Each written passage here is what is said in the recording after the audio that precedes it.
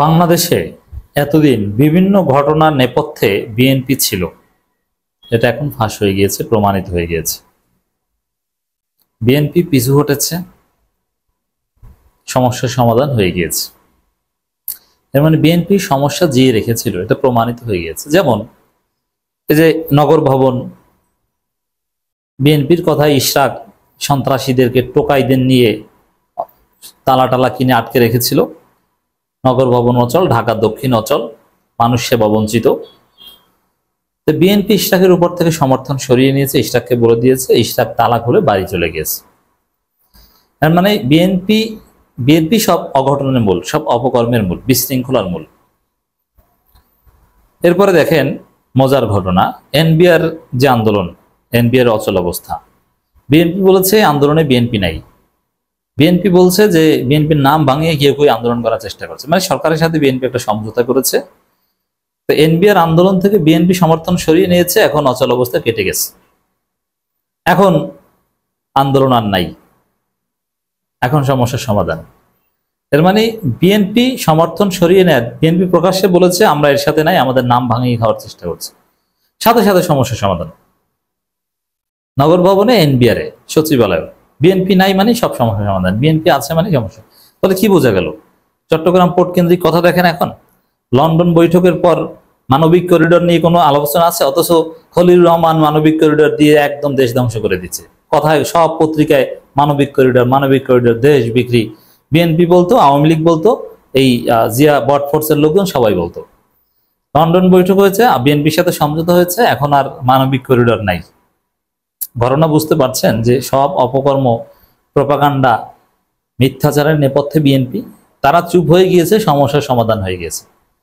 ওরে কথা সালাউদ্দিনদের, রিজভিদের, না মানবিক করিডোর দিতে দেওয়া হবে না, খলিলুর রহমানের পদত্যাগ করতে হবে। এখন কোথায় গেল খলিলুর রহমানের পদত্যাগ?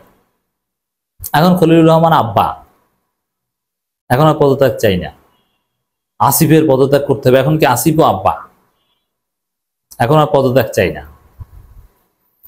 তাহলে বিএনপি যে কিভাবে কলকাঠি নাড়ছে, কিভাবে আকাম করছে রাজনীতিতে, আশা করি আপনাদের খুব সহজে বোঝাতে পেরেছি। খবরটা দেখেন, এনবিআর এর অচল অবস্থা নিরসনে আলোচনায় অগ্রগতি, শাটডাউন প্রত্যাহার। বিএনপি যেদিন বলেছে এই আন্দোলনে আমরা নাই, আমাদের নাম ভাঙাচ্ছে, সেই দিন শাটডাউন প্রত্যাহার, সাথে সাথে। এগুলো আসলে বিএনপির মদদে হতো, এটা আমরা শুরু থেকেই বলে আসি। চট্টগ্রাম পোর্ট বিদেশিদের দিয়ে দেয়, কই এখন আর শোনেন কিছু, কোন আলোচনা? এখন ওই কিছু পাগল ছাগল আছে, বাম রাম, ওরা কিছু বলে, ওদের কথার কোনো দাম নাই। এই রুহিনা কি প্রিন্স আবিজবি, সিপিবি, অত পাগল ছাগল, এগুলোকে আমরা গুনি না। কিন্তু বিএনপি এটা বলতো, মানে এটা নিয়ে মোটামুটি তোলপাড় সৃষ্টি করেছে। এখন লন্ডন বৈঠক হয়েছে, এখন আর চট্টগ্রাম পোর্ট নিয়ে কোনো ঝামেলা নেই। এখন আর ইউনূসও খারাপ না, খলিলুর রহমানও খারাপ না। এই হচ্ছে পর্দার অন্তরালে ঘটনা। অর্থ মন্ত্রণালয়ের জনসংযোগ কর্মকর্তা গাজী তৌহিদুল ইসলাম স্বাক্ষরিত এক বিজ্ঞপ্তিতে তথ্য জানানো হয়। বিজ্ঞপ্তিতে বলা হয়, এনবিআর সংস্কার ঐক্য পরিষদের ব্যানারে চলমান আন্দোলন, এনবিআর ঐক্য পরিষদ কচু, ওটা বিএনপি, এগুলো বিএনপির মেকানিজম ছিল। ঐক্য পরিষদের ব্যানারে চলমান আন্দোলনের কারণে সৃষ্ট অচল অবস্থা নিরসনের লক্ষ্যে গতকাল বিকেলে অর্থ উপদেষ্টার কার্যালয়ে 2 ঘন্টা 30 মিনিট ব্যাপী একটি আলোচনা অনুষ্ঠিত হয়।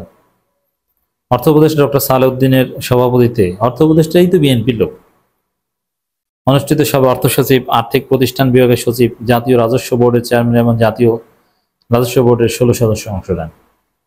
বিস্তারিত আলোচনা শেষে সভায় নিম্নোক্ত 3টি বিষয়ে সিদ্ধান্ত হয়। এনবিআর সংস্কার ঐক্য পরিষদের ব্যানারে ঘোষিত কমপ্লিট শাটডাউন এবং মার্চ টু এনবিআর কর্মসূচি প্রত্যাহার করা। বিএনপি বলেছে প্রত্যাহার। জাতীয় রাজস্ব বোর্ড কর্তৃক ইস্যু করা কর্মকর্তাদের 2টি সাম্প্রতিক বদলির আদেশ পুনর্বিবেচনা করা। মানে এটাও সরকার বিএনপি সমঝোতার ফল। আগামী 1 জুলাই বিকাল 4টা এনবিআর সংস্কার ঐক্য পরিষদ নেতারা রাজস্ব বোর্ড সংস্কার বিষয়ক পরামর্শ কমিটি এবং জাতীয় রাজস্ব বোর্ডের সদস্যদের সঙ্গে 25 মে অর্থ মন্ত্রণালয় থেকে জারি করা প্রেস রিলিজের আলোকে রাজস্ব নীতি, রাজস্ব ব্যবস্থাপনা সংশোধনের বিষয়ে আলোচনা সভা অনুষ্ঠিত হবে। ঠিক আছে, এটা সমস্যা আছে, এটা আমরা বুঝি, কিন্তু এটা তো আলোচনার মাধ্যমে সমাধান হতো। এই অচল অবস্থা আন্দোলন, আবার সচিবালয়, কোনো প্রয়োজন ছিল না, এটা আলোচনার মাধ্যমে সমাধান। কিন্তু মাঠে নামিয়ে অস্থিরতা তৈরি করেছিল বিএনপি, তারেক রহমান, সালাউদ্দিন এটা দেখভাল করত। এখন বিএনপি পিছু উঠেছে, এগুলো এখন আর আন্দোলন নাই। তাহলে যত আন্দোলন, তো এক সময় পর্যন্ত আন্দোলন করতো, এই কথায় কথায় শাহবাগ নামা, কথায় কথায় অবরোধ, অমুক তমুক, এগুলো করতো আওয়ামী লীগ, আনসার লীগ, অমুক লীগ, তমুক লীগ। কিন্তু ওরা মাইটের খেয়ে নিষিদ্ধ হয়ে সোজা হয়ে গেছে, এখন এগুলো করে বিএনপি দ্রুত নির্বাচন আদায়ের জন্য। এই জন্য দর্শক, এটা স্পষ্ট হয়ে গিয়েছে যে বিএনপি পিছু হটেছে, সমস্যার সমাধান হয়ে গেছে।